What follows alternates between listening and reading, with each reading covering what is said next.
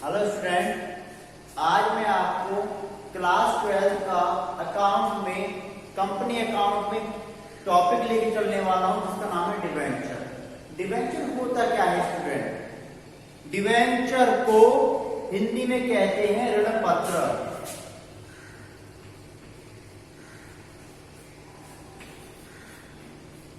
यदि इसका संधि विच्छेद करें तो ऋण के लिए जो पत्र दिया जाता है वह ऋण पत्र कहलाता है।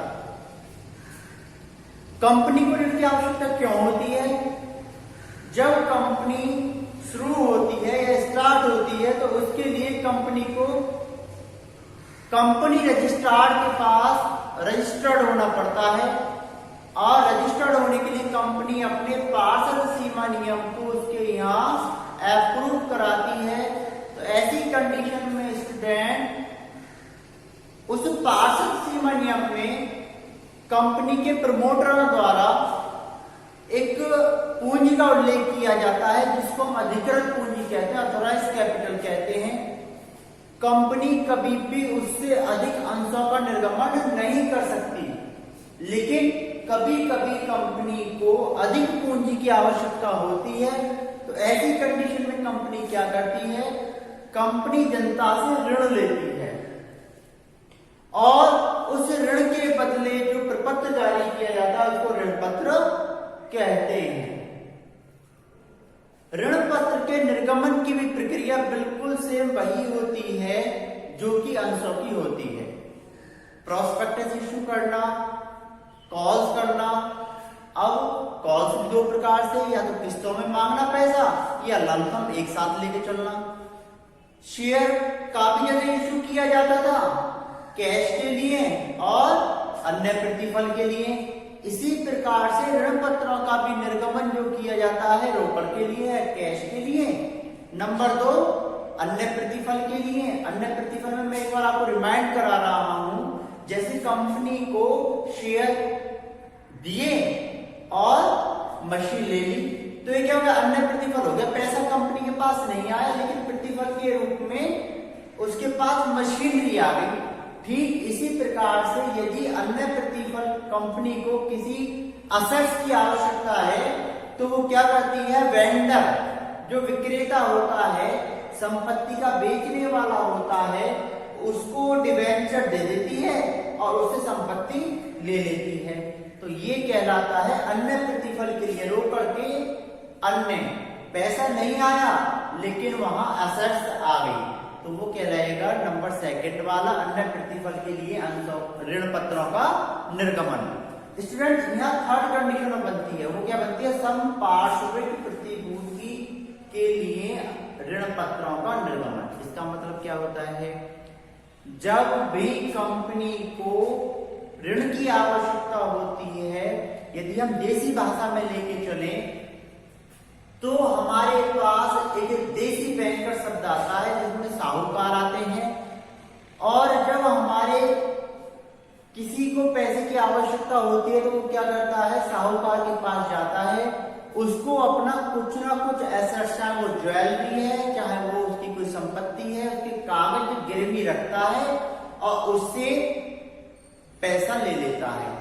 ठीक उसी प्रकार कंपनी अपने ऋण पत्रों को गिरवी रख करके जब पैसा लेती है तो वो कहलाता है समपार्श्विक प्रतिभूति के रूप में ऋण पत्रों का निर्गमन। ठीक है स्टूडेंट, अब ऋण पत्र जो होते हैं हमारे आगे मैं उसको डिफाइन करूंगा कितने प्रकार के होते हैं। अभी केवल हम निर्गमन को लेकर चल रहे हैं।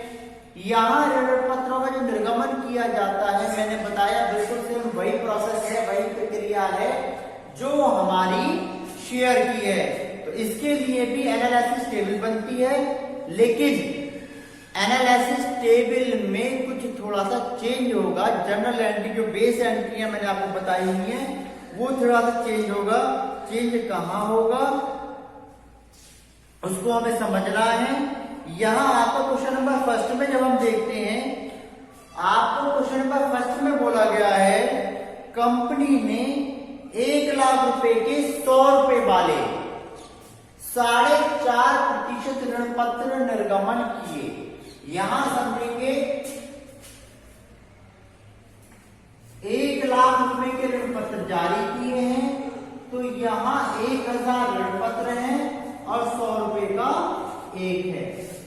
यदि आप देखोगे तो डिवेंचर क्या लिखा हुआ है 4.5% डिवेंचर। तो स्टूडेंट 4.5% जो है ये ऋण पत्र पर ब्याज की दर होती है, यानी कि 1 लाख पर कंपनी को 4.5% कुल मिलाकर के 4,500 रुपए का ब्याज प्रति वर्ष देना होगा। तो इतना समझ में आ गया होगा, कंपनी ने 1,100 रुपए वाले ऋण पत्र निर्गमित किए हैं, उन पर पैसा किस प्रकार से मांगा है स्टूडेंट, उसको हम समझेंगे।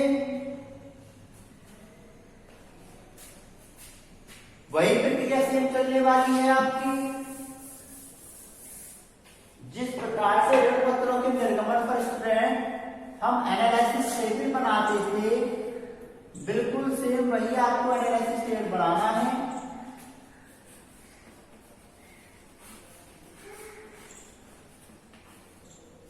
जब आप एनालिसिस टेबल बनाएंगे तो आपको ध्यान आएगा कि एनालिसिस टेबल हमारी 4 पार्ट्स में डिवाइड होती थी, यहां भी 4 पार्ट्स में डिवाइड होने वाली है हमारी analysis table. First column calls का, second column due, third column received और लास्ट कॉलम रिमार्क। अभी यहां स्टूडेंट रिमार्क का यूज नहीं है, इसीलिए रिमार्क को हम डालें या ना डालें, केवल हमारा जो एनालिसिस टेबल होती है वो हमारा जो वर्किंग नोट होता है कैलकुलेशन को इजीली सॉल्व करने के लिए। एनालिसिस टेबल का मतलब है हमारे क्वेश्चन को पूरे को एनालाइज करना, उसका विश्लेषण करना, उसके बाद क्वेश्चन को सॉल्व करना। तो स्टूडेंट कॉस्ट वाले कॉलम में हम लेके चलेंगे। सबसे पहले हमारे पास एप्लीकेशन दे रखा है, 20 रुपए एप्लीकेशन पर मांगा है। इसके बाद अलॉटमेंट दे रखा है स्टूडेंट, 25 रुपए मांगा है। फिर आपको फर्स्ट कॉल दे रखा है, वो भी 25 रुपए है। और स्टूडेंट लास्ट में आपको सेकेंड एंड फाइनल कॉल, क्या शेष अंतिम मांग पर। तो सेकेंड एंड फाइनल कॉल यदि आप देखेंगे 100 रुपए का आपका ऋण पत्र है, और इस 100 रुपए के ऋण पत्र को आपने 25 और 25 50 और 20 70 फाइनल कॉल जो बैठेगी आपकी 30 रुपए की बैठेगी। स्टूडेंट यहां पर आपके 1000 ऋण पत्र जारी किए गए थे, इन 1000 ऋण पत्रों पर आपको हर कॉल रिसीव हुई है, हर कॉल के सामने 1000 आपको लिखना है, एप्लीकेशन को 20 से मल्टीप्लाई करना है, अलॉटमेंट को 25 से, फर्स्ट कॉल को 25 से और सेकंड फाइनल कॉल को 30 से करेंगे मल्टीप्लाई। ये आपका स्टूडेंट 20,000, 25,000, फर्स्ट कॉल पर भी 25,000 और सेकंड फाइनल कॉल में स्टूडेंट आपका आ जाएगा ये 30,000। यहां आपको स्टूडेंट जो आपका ड्यू वाले कॉलम में है उसको आपको रिसीव में करना है। एप्लीकेशन पे 20,000, अलॉटमेंट पे 25,000, फर्स्ट कॉल में 25,000, सेकेंड फाइनल कॉल में स्टूडेंट 30,000। और लास्ट में क्या करना है, वही हम स्टेप लेकर के चलते हैं। स्टेप क्या होगा स्टूडेंट हमारा, हमें एंट्री का सीक्वेंस क्रम डालना है, और वो क्रम स्टूडेंट हमारा क्या होगा, पहले एप्लीकेशन रिसीव्ड, फिर आपका ड्यू या ट्रांसफर है ना, उसके बाद थर्ड, फोर्थ, फिफ्थ, 6, 7 और 8। इतना करने के बाद स्टूडेंट आपके पास वही काम करना होगा आपको, क्या, बेस एंट्रियां। अभी यदि आपको ध्यान होगा बेस एंट्रियां मैंने बताई थी, ड्यू की भी बेस एंट्री है, रिमार्क का कोई यूज नहीं है। और कॉलम हमारा फर्स्ट वाला जो रहता है कॉल्स का, वो केवल ड्यू और रिसीप्ट की एंट्री बनाने के सपोर्ट करते हैं। किस प्रकार से देखेंगे स्टूडेंट, आप शेयर में बना देते रिसीप्ट की entry, bank account debit to share calls account. यहां पर शेयर कीजिए क्या हो जाएगा, डिवेंचर। तो आपकी बेस एंट्री हो जाएगी, नीचे लिखना है आपको, क्या बेस एंट्री हो जाएगी आपकी,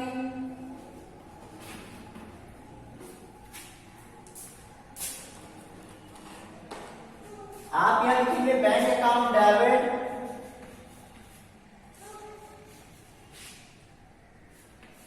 टू 4.5%, क्योंकि ऋण पत्र पर आपको दर दे रखी है, और जब दर दे रखी होती है तो उसको ऋण पत्र के आगे लिखते हैं 4.5% डिवेंचर कॉल्स अकाउंट। ठीक है स्टूडेंट। और नरेशन में क्या लिखेंगे स्टूडेंट, नरेशन हमारे पास फिक्स रहती है, जैसे शेयर में फिक्स थी हमारी, बीइंग 4.5% डिवेंचर कॉस्ट मनी, और एक किसका कॉलम है स्टूडेंट, रिसीप्ट का, तो रिसीप्ट। इसके बाद बात आती है स्टूडेंट ड्यू की। ड्यू की बेस एंट्री क्या होती है, हम शेयर में लिखते थे share calls account debit to share capital account. यहां स्टूडेंट समझना है कि शेयर जो थे हमारी कैपिटल से, पूंजी थे, लेकिन ऋण पत्र क्या है, ऋण पत्र है तो हमारी ये पूंजी, लेकिन कौन सी पूंजी है, ऋण पूंजी। इसको डिवेंचर के नाम से ही लिखेंगे। ड्यू में लिखेंगे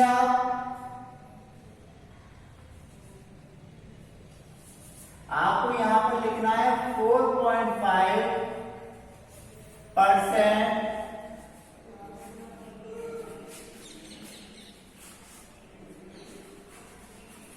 डिवेंचर, इधर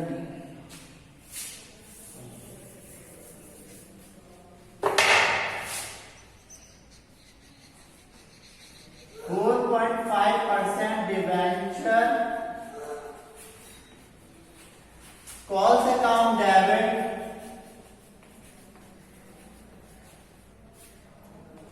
टू, वहां लिखे थे शेयर कैपिटल, लेकिन यहां क्या लिखे, केवल डिवेंचर 4.5% डिवेंचर अकाउंट। इसके बाद स्टूडेंट क्या करना होगा आपको, आपको यहां पर नरेशन लिखेंगे, बीइंग 4.5% डिवेंचर कॉल्स मनी, और क्या है आपका ड्यू। इतना ध्यान रखना है स्टूडेंट कि जो हमारी सेकंड एंट्री है यहां पर ड्यू के लिए लिखा जाएगा ट्रांसफर। ठीक है, मुझे उम्मीद है बड़े आसानी से बना लेंगे। चेंज क्या होता है इस एंट्री में, केवल हमारा कॉस्ट, केवल आपका कॉस्ट चेंज होता है। फर्स्ट एंट्री के सामने कॉस्ट वाले कॉलम में लिखा हुआ है एप्लीकेशन, तो यहां एप्लीकेशन लिख देंगे और यहां एप्लीकेशन लिख देंगे। एंट्री आपकी bank account debit to 4.5% debenture application account, being 4.5% debenture application money received. Second entry की तरफ आते हैं, इसके सामने लिखा हुआ एप्लीकेशन, सीधा 4.5% डिवेंचर कॉस्ट की क्या हो जाएगा, application, application account debit to 4.5% debenture account, be 4.5% debenture application money transfer, क्योंकि यहां पर रिसीव्ड पहले हुआ है और ड्यू बाद में हुआ है, इसीलिए क्या लिखा जाएगा, ट्रांसफर। और ट्रांसफर कहां होगा, 4.5% डिवेंचर अकाउंट। वही प्रोसेस थर्ड में आते हैं, अलॉटमेंट लिखा हुआ है, दोनों जगह अलॉटमेंट लिख देंगे। थर्ड में फोर्थ की तरफ आते हैं, तो फोर्थ के सामने क्या लिखा हुआ है, अलॉटमेंट, यहां दोनों जगह अलॉटमेंट लिख देंगे, एंट्री सीधी बन जाएगी। कर लेंगे। इतना आपको समझ में आ गया होगा। ठीक है स्टूडेंट।